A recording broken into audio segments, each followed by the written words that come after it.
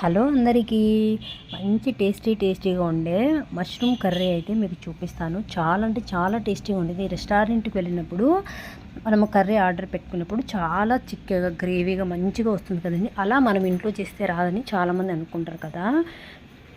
కానీ మనం కూడా ఇంట్లో అయితే చేసేసుకోవచ్చు అండి, సింపుల్గా ఈజీగా. ఇది రైస్, చపాతీ, పుల్కా, కలర్ రైస్ అలాంటి వాటిలోకి మంచి బెస్ట్ కాంబినేషన్ అండి. ఫస్ట్ వచ్చేసి ఒక కడాయి పెట్టుకొని అందులో ఆయిల్ హీట్ చేసి ఆనియన్, టమోటా అనేది వేగించి పక్కన పెట్టుకోవాలి. వేగించి పెట్టుకున్న మిశ్రమాన్ని మనము మిక్సీ పట్టి పెట్టుకోవాలండి. అందులోనే అల్లము, తెల్లగడ్డ, ధనియా పౌడరు, కారం పొడి, కొంచెం జీలకర్ర, కాజు అనేటివి వేసి మెత్తని పేస్ట్ లాగా చేసుకోవాలి.